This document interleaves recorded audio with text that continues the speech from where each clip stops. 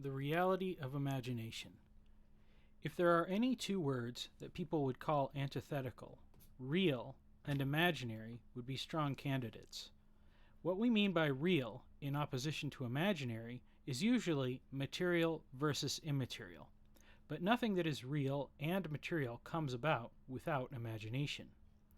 Ideas, or imaginations, are not all alike. They don't exist in a physical space, but we can recall them. If I asked you to imagine something right now, and I gave you a few prompts, you would come up with a mental image. If I say, imagine a bouquet of flowers, some image pops into your head immediately, and it would take you far longer to describe it than it does to have the image. But if I asked you to remember what you imagined your grown-up life would be like as a kid, it's going to take you to a memory of an imagination. That imagination is probably very different from your real life as an adult, and you can probably think back about why that is. As you learned and experienced things, you changed that mental image as it became closer and closer to becoming reality. Let's say you wanted to be an astronaut. At some point, you learned that astronauts are usually scientists, and scientists rely on lots of math to do their work. But you hate math. You then realize that being an astronaut is not the reality you want to achieve. So you start to learn about other jobs and reshape your mental image of the future and hopefully find something that suits your skills and passions. Inevitably, nothing is exactly how we imagine. So reality can be either better or worse, or some combination of the two. Often, when things go differently than we imagine, we are disappointed at first, and later grateful as we learn more about the circumstances surrounding our lives. There is an iterative quality to imagination. If you have ever learned to make something, you know that it takes practice to get the results in line with your imagination. Some things require being made over and over, like pottery or a musical performance, while other things can be modified instead, like a painting or writing. So the legacy of the finished product is either built into the product or outside of the product, but the past iterations are equally important. As your imagination comes into line with what you know to be possible, the difference between what you imagine and what you make will come closer in line. But before we actually start making things, we also have iterations of imaginations. Like the image of your future life, sometimes we can simply work through many flaws and problems in our minds before we actually start creating things. In this process, many ideas are discarded, sometimes permanently, or other times they are stored for later use, and they become the puzzle piece that finishes a different problem. When we consider God's creation of the universe, we have to acknowledge that as an omniscient being, God could imagine other versions of this creation. Indeed, anything that we can imagine must already be imagined by God. In trying to conceive of how our universe came to be, some philosophers have put forth the idea of a multiverse, where there is a universe where every possible outcome of every single thing exists. I think we can say that this type of multiverse does exist in one sense, in God's imagination. Science fiction stories that rely on multiverses of some sort usually try to explain the concept of every possible scenario happening somewhere by showing us absurd universes completely unlike our own. The show Rick and Morty will have worlds where people are furniture and telephones, and in Doctor Strange and the Multiverse of Madness, the travelers briefly find themselves in a universe where people are made of something like paint. These universes do exist in a sense because they were imagined by people and known to the omniscient God. However, if we consider that God created the universe with purpose, there is a distinction between universes of absurdity and those that are very similar to our own. If we consider our universe to be the central universe, the reality, then imaginary worlds very similar to ours but slightly different would be more real, and the more absurd they become, the less real they are. Take, for example, a composer writing a symphony. There could be many iterations that it actually goes through, but there are some that he dismisses very quickly. So let's say in a particular bar he decides that a major chord is the correct sound for the symphony. He knows that a minor chord would not be right, but he can already imagine it before he rejects it. In another universe, perhaps he selects the minor chord. That's a different world than ours, but very similar. Then, to contrast, imagine an experimental musician making noises by randomly hitting the keys on a piano. His imagination is limited to how he chooses to move his hands. He doesn't imagine what the piece will sound like, and the possible iterations are all unknown. And while they may actually be more varied than the different iterations of a composed symphony, it would be more difficult to distinguish between them. This is the idea outlined in Leibniz's Best of All Possible Worlds philosophy.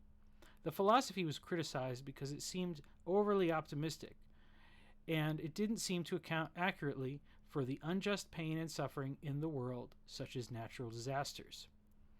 However, the basic premise was that God, being an omniscient in all things, had already imagined all the possible outcomes of reality, and seeing the whole picture, created this world as the one that led to the best overall circumstance. Another way to look at it is that God, being eternal and existing in all places and all times, created the ultimate final result that he desired. In his imagination, the thing that he desired to be real and created was the new heavens and the new earth described in Revelation. However, in imagining the end that he desired, he necessarily must have imagined all the possible scenarios that would or would not have led to that result. And while the new heaven and the new earth are eternal, the progression from their imaginative existence to their real existence progresses along the dimension we call time. Because we are essentially trapped in a limited understanding of the concept of time, it's difficult to understand. But the ultimate and eternal reality and the progressive revelation of that reality ultimately come into existence at the same time. Now, the question of other possible worlds comes into play. As I said earlier, we can conceive that the utterly absurd concepts are quickly rejected. They still come into being in the form of thoughts, and thoughts are not nothing. However, as events progress toward the ultimate final goal, the more and more absurd thoughts taper off, because what is needed to get to the desired endpoint is much clearer. Some examples are given in the Bible, such as God's promise to Noah to never again destroy the world with a flood. It was necessary once, but never again, so the flood option is taken off the table. So as the iterations of creation progress forward in time, some tools are retired or exhausted. Why does God do this? Because in some other world, God chose not to limit himself in this way, and the result was less desirable. On the effect of our own human agency, consider the different effect that the biblical account has on a person's life who believes in God and therefore does not believe that a global flood will destroy everything, versus the person from a culture with a cyclical mythology who believes that destruction will come and is inevitable, and the modern myth that the world is under threat of destruction due to the choices of human beings. These mythological beliefs will result in totally different choices. Now here is the interesting part. There has long been a debate between those who view the world as deterministic and those who believe in free will, or personal agency. We assume that it must be an either-or. An omniscient God must foreknow what will happen, and therefore it is determined to happen. Or, in allowing people to have free will, God must not know the choices and actions such people will have. However, if we consider that God is desiring to create a future world that is exactly what he desires, he can then work backward in imagining all the possibilities that the final goal can be achieved. He can account for all the particular choices that a person will make. In the imaginative state, no choice is more real than another. But when all the possible choices in all the possible moments by all the possible people have been imagined, a clear through line can be made that has all the best characteristics that the Creator desires. Let us say that this clear path is Leibniz's best of all possible worlds. Leibniz posits that this is the real world, and all the others are imagined. But is imagination different from reality? Not necessarily. In human experience, we often distinguish reality by its ability to surprise us. It's not what I expected. However, we're also surprised by dreams, which we would classify as not real. And as I related earlier, as imaginations move more purposefully toward our desire to create, they come closer to reality. So I think perhaps we could consider a multiverse of real worlds, but because they are designed, we can exclude the most absurd ones. Even these are real in a sense, because we can imagine them, and therefore an omniscient and eternal God has also imagined them. But to focus on the main point, on either side of the real world, there's another world, where a different choice was made. The more inconsequential a choice is, the closer it would be to reality. However, the idea of an inconsequential choice is actually very, very difficult to conceive of. For example, a classic example given in regards to seeking the will of God is, does God care what I eat for lunch? And many youth pastors have told their students that God doesn't care about what they have for lunch. But perhaps today you decide that you will have your cheeseburger with no onions. In another reality, those onions have a slightly different impact on the makeup of the microbiome in your gut. Does the one slice of onion make a noticeable difference? Perhaps not, but over a decade, the choices of cutting out all the veggies and doubling the meat, or splurging on a soda when you ought to stick with water, could have a profound impact on the person that you are, and the way you interact with those around you, and all the implications of your life, etc., etc., etc. So if we apply the sheer magnitude of all the choices of all the people, past, present, and future, we should realize that our ability to say with much confidence that we have made a right or wrong choice should be approached with great humility. Even so, if the inconsequential choices create realities very close to our own, the more serious choices create realities that are much farther from our own. Such speculation has been made for years around the concept of time travel.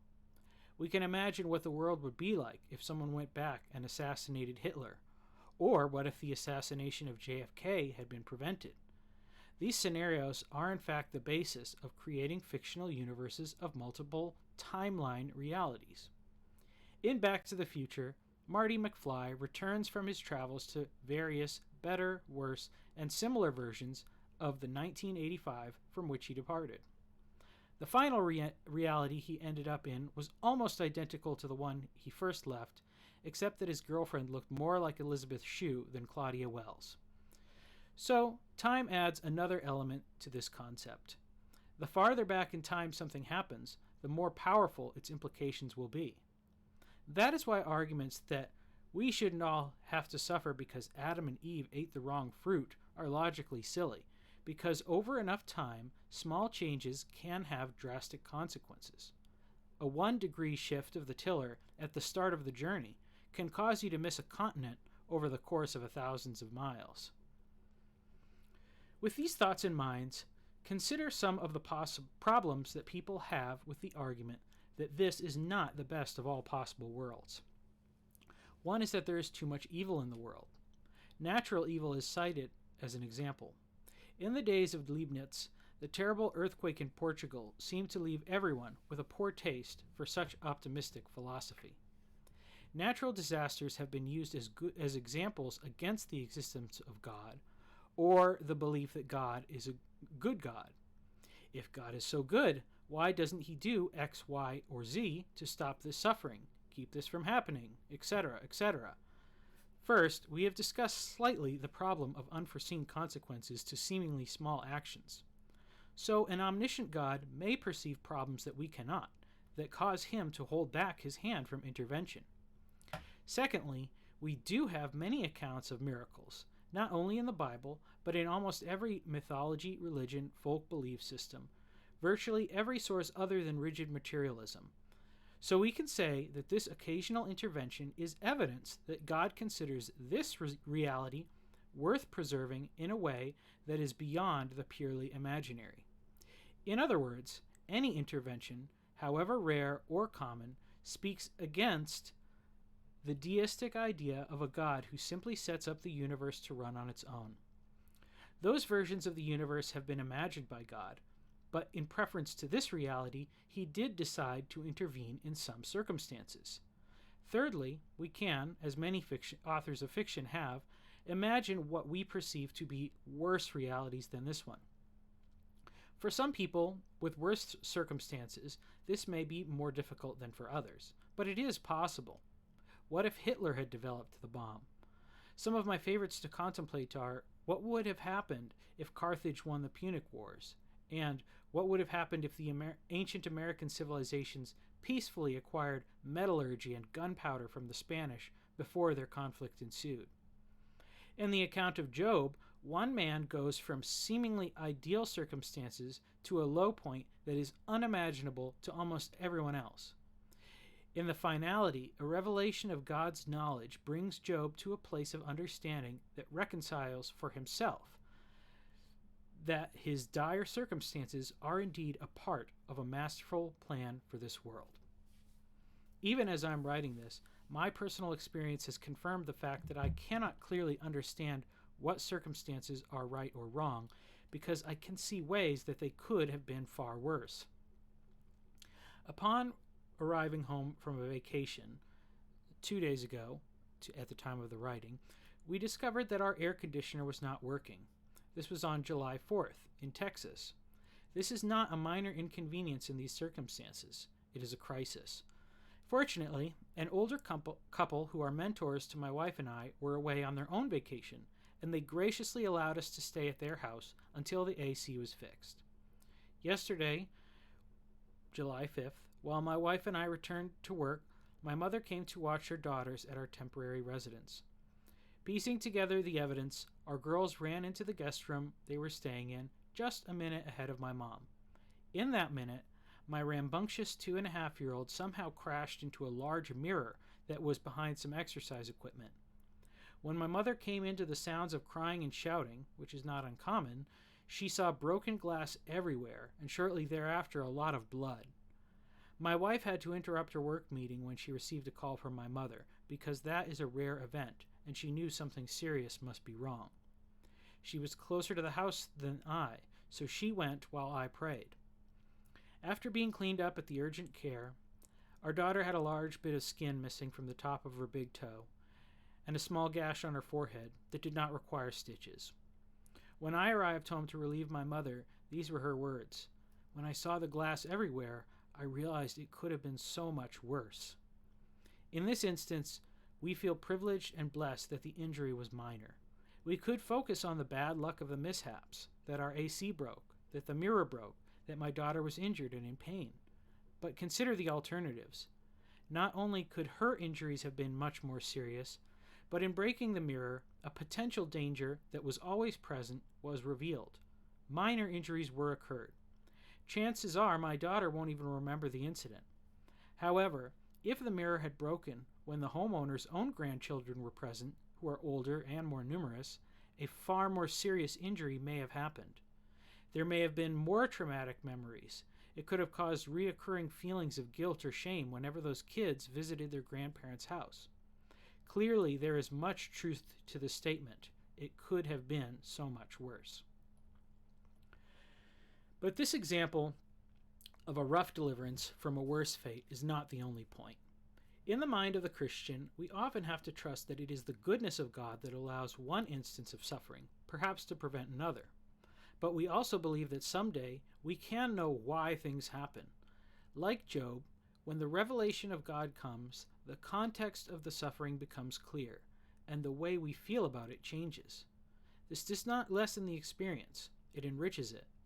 The reason for this is that in Jesus' suffering, the experience of suffering becomes a divine quality, and it becomes a vector of transformation for us to become more like God, which is the reason for which we are created. This is why the apostles could consider it an honor and a joy to suffer trials and persecutions, because they are able to identify and understand more fully the God that they love. On the aspect of time, the author of Hebrews tells us that Jesus Christ is the same yesterday and today and forever. and the author of Revelation refers to him as the Lamb slain before the foundation of the world. So while we experience time in a linear fashion, we must understand that Jesus exists in all times at once. We experience life as a progression of events, but for Christ, the events are permanent. Time for him is like space for us, places that are always there. Not only does he experience object permanence, but temporal permanence. And if the timeline of Christ is a permanent through line from time's beginning to its end, then it is logical that the incarnational experience of his life on earth is the one permanent through line between all the imagined possible realities. Therefore, the incarnation, death, and resurrection of Christ is what makes a reality real, and those in which such events are absent are purely imaginary. Another way to consider this is the comparison between the solidity of material. Solid as a rock is a useful phrase because its meaning is understood across all cultures. Rocks are hard, dense, and very solid. Of course, there are harder and softer rocks, but all of our environments rest upon a plate of solid rock. Wood is less solid. It warps more. It can change over time. So the rock foundation of a house will remain the same for a far longer period of time than the wood walls. Water is not solid. It is fluid, and air is even more fluid than water. If you took a time-lapse video of a landscape, you would notice that the rocks do not move. The plants do not change their location, but they will move with the wind, and they will slowly grow towards the sources of light. In a body of water, such as a lake, the surface is constantly changing. Air is difficult to see, but if we add some smoke, we could see that the currents go beyond mere rippling on the surface of water, but that they furiously mix and disperse and flow. The interplay between all these things is what causes the movement, and unseen but testable forces cause much of the movement. The unequal heating and cooling of rock and soil and water. So in relation to time, various substances will reveal the degree to which they are more or less solid. Now, if we look closer, we find that nothing is absolutely solid. There are distinct molecules holding things together, and atoms of different elements, and constituent particles of the atoms, and on, and these virtually invisible things are moving over time. But in relative terms, we understand the concept. So this maps onto the idea that the best of all possible worlds is the reality that is the most solid and rock-like, and the farther things are away from that ideal, the more fluid and ethereal they become. This is the way we think about the future, because to us it is all mystery. And as I mentioned in regards to the way we might think about our careers from youth to adulthood, the definition of things becomes sharper and more clear as we progress in time, and we can determine the solidity of possible futures much more clearly. Our perception of the past is much the same. Yesterday is solid and unchanging, and the further back we go, our memories and understanding become less clear as we rely on second and third-hand accounts to form our understanding of events. But as we know, or at least believe, the fuzziness of deep history is merely due to our understanding and perception of events. We don't consider the past to be changeable or unstable. We expect that if we play back a video recording of the past, the images will be the same every single time.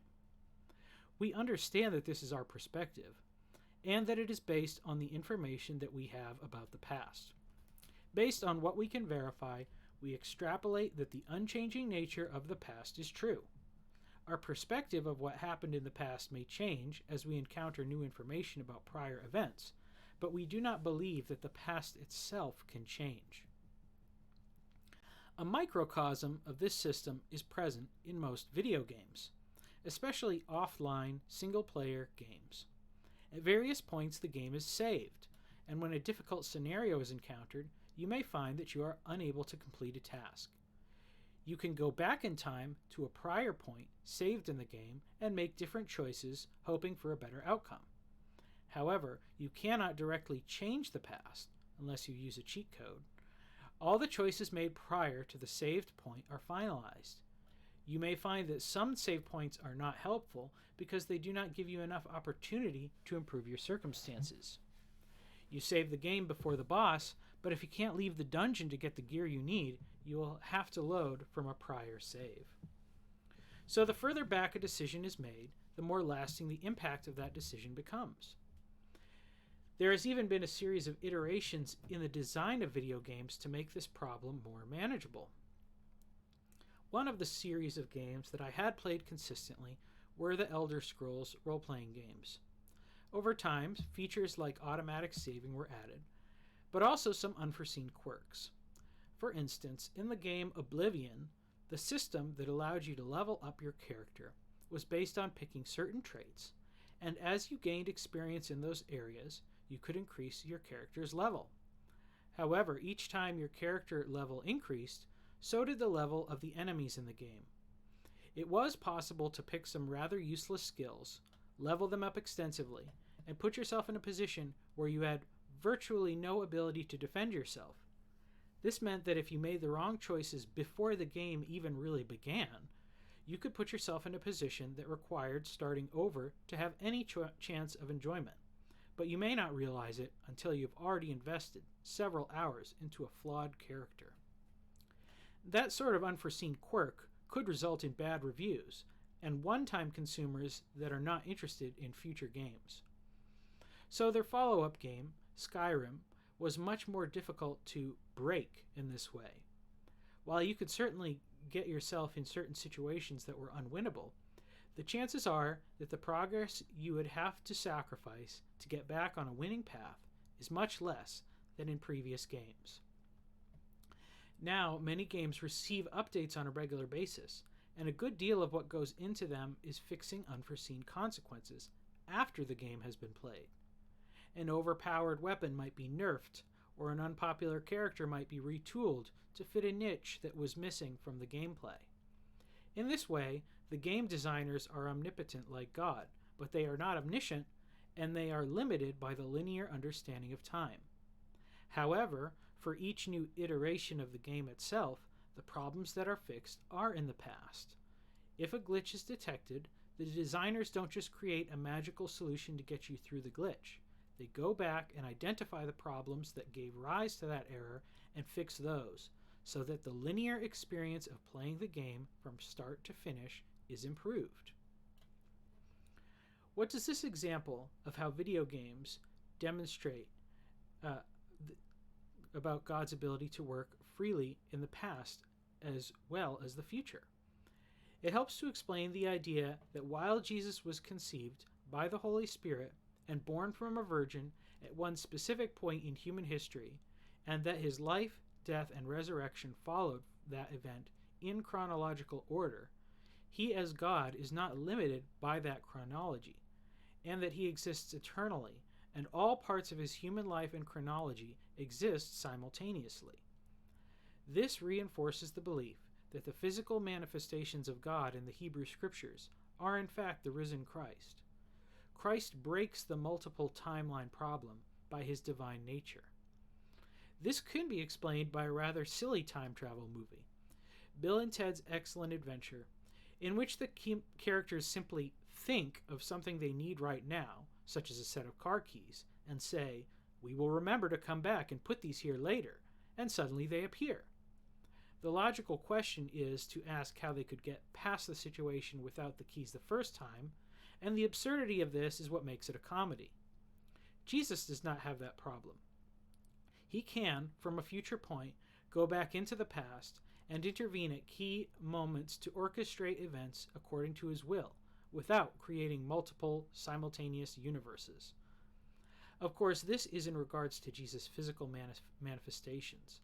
From the last chapters of Luke, we get an impression that the resurrected Jesus is able to be in many places in rapid succession, but not two places at the same time, physically. This is a limitation that he has imposed on himself in choosing to become incarnate. However, there is also an untold number of visions, dreams, and other experiences in which people have encountered Christ, and this brings us back to the multiverse idea expressed in Doctor Strange. In this movie, Visions of alternate realities are experienced in dreams. That idea does not really fit in with the evidence about where dreams come from in general. Dreams seem to be a sort of background sense-making process our brain does to fit newly acquired information into our permanent memory. Interestingly, those who are sleep-deprived start to have severe psychological issues due to a lack of dreams. The waking world becomes indistinguishable from the dream state. It's as if the working memory on a computer becomes too full, and new tasks and operations crash because there's no way to compress the data that is currently in use. This is also why traumatic events cause so much psychological strain. It's an information overload, and in the moment, it is impossible to discern what information can be ignored. But while dreams are usually a means of unpacking and sorting out information acquired throughout the day, many of us have had the experience of dreams that seem like they came out of nowhere. God can certainly insert himself into our dreams in any way he wishes, and in doing so, he can communicate to us on a level that is deeper than normal verbal communication. God can communicate to us in the essence of meaning. From this point, there are a couple of different directions we can explore. One is that the idea that our understanding of God, like many of the other things that we take for granted about being human, is something that happens on a level that is deeper and more complex than what we can express verbally. This is what is expressed by Paul to the Galatians and the Romans, that God has sent the Spirit of his Son into our hearts, the Spirit who calls out, Abba, Father. This points us to the who our heart longs for, and the what it is described as. As for the what, it is described as wordless groans, emotions full of meaning, compressed tighter than words and sentences can express in any length of time. We can also consider the idea that if Jesus, being the most real and most permanent part of this reality and all realities, can communicate to us mentally while not standing in front of us physically, perhaps other agents can speak to us in a similar way. This idea is not new. People have been trying to communicate with spirits for thousands of years.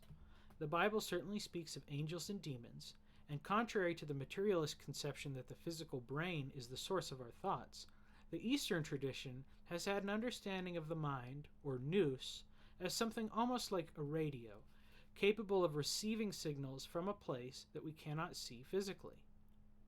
Most people have probably had the experience of having a thought that is so absurd that it seems like it must have come out of nowhere. As mentioned before, in fictional accounts of other dimensions of reality, many are absurd. But we can also imagine many absurd ideas that would not be practical, but they could be possible. Jordan Peterson actually describes such an instance when, as a student, he had a sudden impulse to stab the student in front of him with a pen. I would wager that most people have had similar thoughts, but we rarely speak about them because to be seen as a person who would even give such thoughts meaningful consideration would cause our peers to question our sanity. Yet at the same time, we all admit that we are often beset by impulses to do things that we consciously know are wrong or harmful to us. In the moment of making a decision, we have a voice within ourselves that affirms what we should or should not do. We have seen the comic depiction of the little angel and the little demon sitting on our shoulder, and in most all depictions, they are shown as good and evil versions of the character himself, whether it's Donald Duck or Porky Pig, or a myriad of other cartoon characters. This is, in fact, what we do when we contemplate decisions. We imagine the consequences of each possible choice, often dismissing the worst or most obviously bad decisions, and also often dismissing the most courageous and self-effacing decisions, and choosing to act somewhere between the two, usually on one side or the other of an imaginary neutral position. But in those imaginary scenarios, it is always us that we imagine acting. Perhaps we can imagine ourselves from a perspective outside ourselves, imagining how we would be perceived by our peers. So, in a very real sense, these imaginary selves are separate from us and distinct. If we believe that God is omniscient and he knows all our thoughts, then in a very real sense, he has already imagined these other possible outcomes, and he reveals them to us. Or perhaps he is not actively revealing them to us, but because these other realities are very close to our own, in that the person in them was identical to us prior to the point of making a decision, perhaps they overlap our reality, not in a physical sense, but in the way that our minds can hear and process thoughts. Much like being in a row of rooms or cells, depending on the size, the occupants to your left and right can't enter your space freely, but they can talk through the walls. Those further out can possibly raise your attention by shouting or screaming, or they can communicate with those closer to you until their message is heard. We generally think of this experience as a function of our imagination. We can imagine the consequences of making different choices, and we judge those ideas as good or bad based on the consequences. If we suppose that every choice we make creates a new shade of reality, then conceivably, if we can look back to our earliest choices before we are even conscious of the memory and imagine a little toddler who always chooses to disobey, regardless of the consequences. Fortunately, most of us do not remain as that toddler, and as we learn the consequences and rewards of obeying authority, listening to our parents and teachers, studying the moral teachings of the Bible and other sources, we begin to find it easier and easier to make wise choices, and the degree to which we indulge our selfish desires begins to lessen. So, when someone does something we do not like, we may give in to the temptation to sigh, roll our eyes, or maybe speak harshly. But most reasonable people do not stab or punch when we do not get our way. If we imagine our life as the center of a strong river, tributaries are constantly branching off to the right and the left. We may go left on occasion, but if we turn right later, our final destination will not be far off from the ideal path. So we can imagine the possibilities of our choices in the moment. But if we went back to when we were that little toddler making their first choices, what if that child always chose to disobey? What if we imagined the timeline where that child rejected every nudge from authority towards kindness and empathy? That child would become a monster. Jordan Peterson has made very clear observations that a child is the most aggressive and violent when they are only 2 years old. Prior to that age, it's difficult to measure their inner motives, but even in the facial expression of infants, it is often clear that the reason for their cries is not sadness or pain, but anger, because the desires of their will are not being fulfilled. So rather than being a tabula rasa, or intrinsically good in the sense of moral behaviors, it is clear that children are raised to become moral, but they are born with a tendency towards selfishness and a lack of caring for others. Perhaps then we could imagine that it is not simply an absurd notion that pops in our head urging us toward violence, but an echo of that self who is the farthest version of our current self, but could have been a reality if things had gone terribly wrong. Conversely, we could also imagine a timeline where we made every best choice. Not that we could have known what those best choices were, but by providence, all our choices lined up with the greatest desires that God envisioned for our lives. This possible person could also bear an influence on our inner thought life and help us imagine a better possibility for our choices. Regardless of the possibility of such other selves to communicate with us, if God is omniscient, he must envision these possible lives for us in his mind.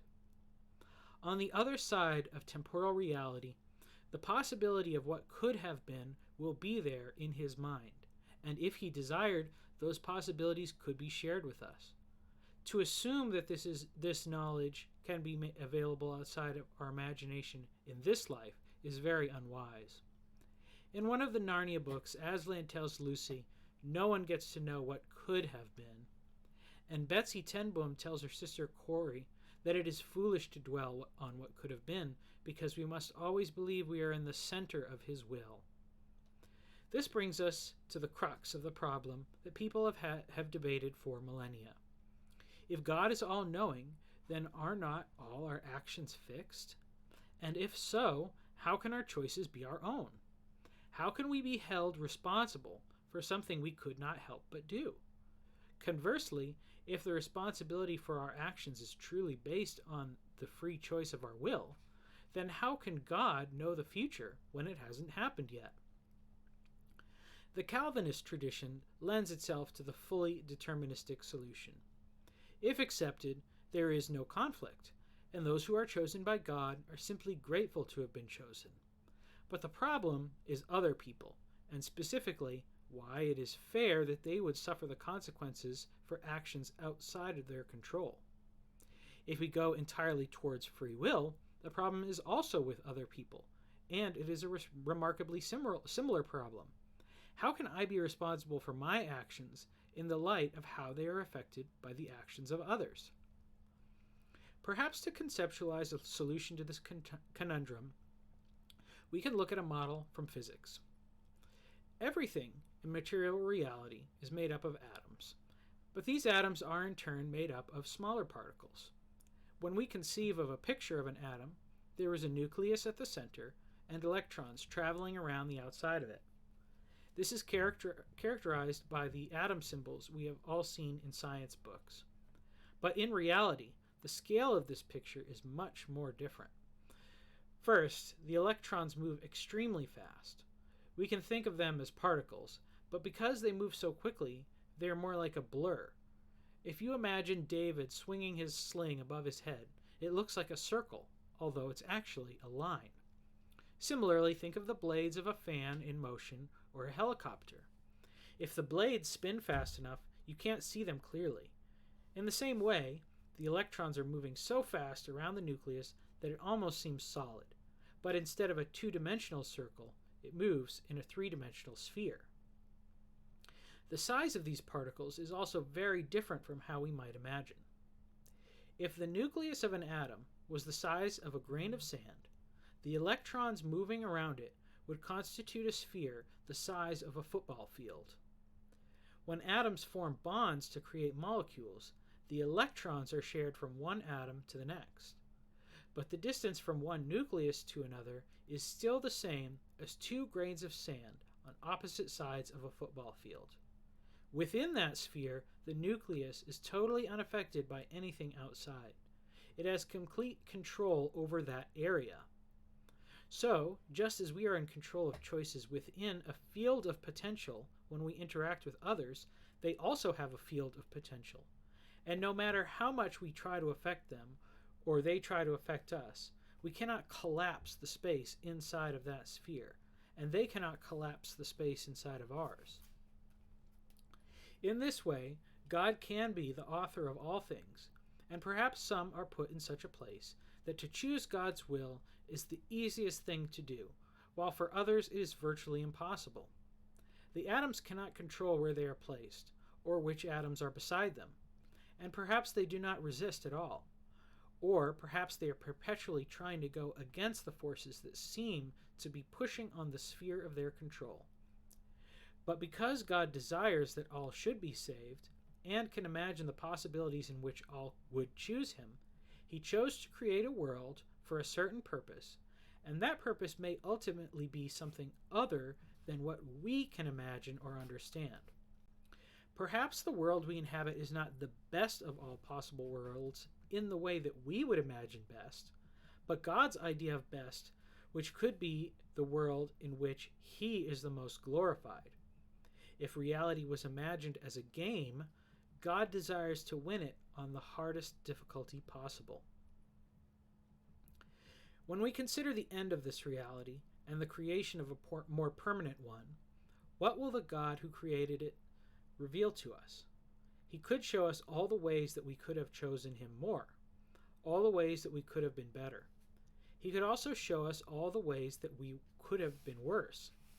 Our experience of these possibilities could be shared with us in such a way that they are completely indistinguishable from the memories that we consider to be truly ours. He could also reveal the impact of our choices in the lives of others, as well as the impact of other lives on our own. Christopher Hitchens once said something to the effect of, "If I'm wrong about there being a God, it is an honest mistake, but one I am particularly proud of." And perhaps this best characterizes the way in which an omniscient God would create humanity. God has crafted Hitchens and Dawkins and other atheists and skeptics. Those who follow them rarely have the same fervor as the leaders, but for those few, their loyalty to truth is so dedicated that it borders on worship.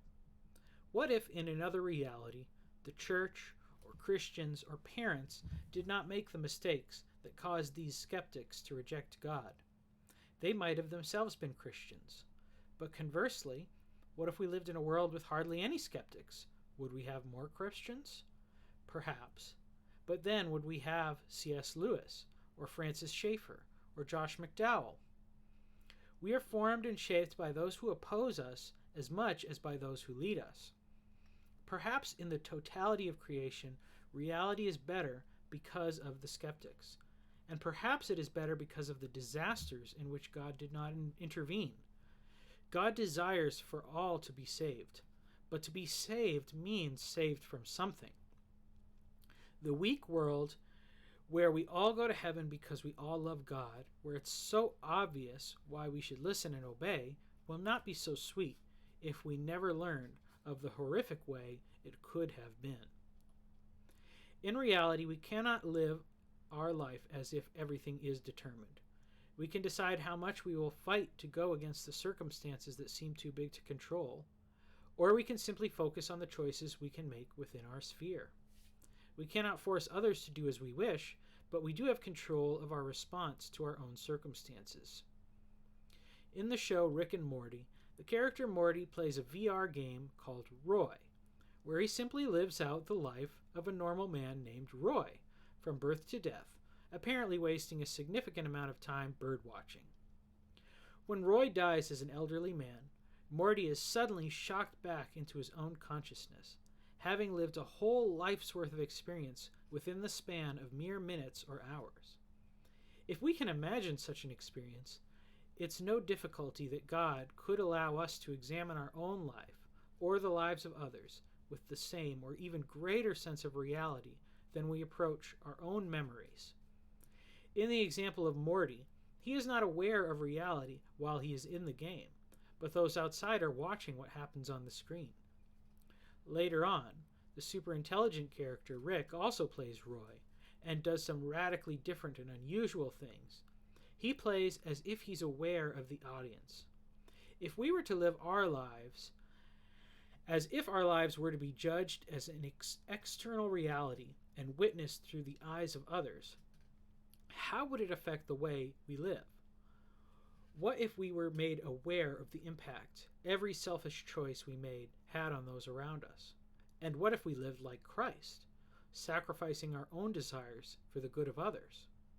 What unseen things would we learn about the impact of our actions if we embraced suffering at every turn? Pain in this life, but joy in the next. Yet we know that to act sacrificially for the sake of our future gain will taint the choices we make. Perhaps in part, this is reflected in the paradox that Jesus set forth. Whoever wants to save their life will lose it, but whoever loses their life for me will find it. So the motive must not be for ourselves, but for Christ. Finally, these lines of thinking can help us imagine solutions to the problems that have plagued the acceptance of Christianity in our current age. Many have objected that in the traditional understanding of heaven and hell, it seems wrong that Christians will not be sad because their loved ones who have rejected God will not be there. One solution I have heard is that we simply won't remember those people. I don't think that this is the case. Among people who are on the fence about putting their hope in God, the idea that it wouldn't be heaven without this or that person that we love is a feeling that resonates with many. If it resonates with us, how much more true is it for the God who created them? If God desires all to be saved, there is a reality in which he can imagine each and every one of us loving and accepting him on the terms that he desires. There is a reality in which each is so utterly convinced of the goodness of God that choice becomes no choice at all, simply a reflection of our understanding of reality, and a realization that to reject the truth is absurd. If that reality exists, then why does God need to keep anyone from his new creation? Why should anyone be cast aside? So perhaps in this way, all will be saved. But like all multiverses and other realities, if they exist in a place that we cannot go. We live in this reality, and to the degree that we have a choice, if we are aware of it, we still decide to accept or reject what has been given to us. The same is true for our loved ones. For those who love God, it is not only in the hope of eternity that we partake of the joy of knowing him, but in the here and now. To desire for others to experience this is good and right, and we should not give up hope that they will come to the same understanding. Fear of hell is not the motive that should move us, but fear that those we love would miss out on the love we have received from God. So, in the end, maybe it comes down to our choice after all. In this life, we choose to believe God or reject him. We reject him in part or by a certain name, but we accept some aspect of his goodness or truth. On the other side, we can see the error of our ways and the pitfalls we narrowly escaped. We may be exposed to the full realization of the pain and suffering we have caused others. For those who had no awareness of the cost which Christ paid for our sins, this may in fact be the experience of hell.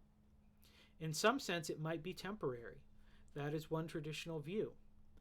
But if we reject God, but he does not reject us, then perhaps we will be a part of the new creation. But it may not be you. It may be the version of you that made a better choice. What might become of all the versions of us that do not accept what Christ has done? In a multiplicity of iterations, the previous ones are folded into the newest one, and the prototypes are no longer needed. So perhaps annihilation is true in a sense as well. But what about the concept of eternal conscious torment? The uncomfortable line of thinking on which I started this essay is that there is nothing that we can imagine that is not ultimately and more greatly imagined by God. It seems to many that the ultimate injustice is that God would punish souls who reject him for eternity in fire, especially if they were unable to choose otherwise. But if we imagine again that each of us had a potential life in which we rejected God at every single step, however long or short that life would have been, it is known and remembered by God. And to whatever degree the mind of God can ignore what it has imagined, in true omniscience, it cannot be forgotten. Of all the imagined realities, if the one constant is the reality of Christ, incarnate, crucified, and resurrected, then the aggregate of all those realities would also contain every conceivable way in which we could grieve our Heavenly Father and despise the Son, by harming ourselves, our fellow humans, and rejecting him at every turn. That is the cost of creation. And the solution is to endure the cross, not temporarily, as we might endure such punishment, but in perpetuity, simultaneously with the birth pangs of creation and the joy of resurrection, the end of this reality and the creation of a new one. To whatever extent we can contemplate this experience, we will be able to identify with Christ, and there will be many tears in heaven, but he will wipe away every tear. And how can we go on crying when he is the one who bears the burden of our sins and does so with joy, imagining the possibilities of our redemption worthy of the cost?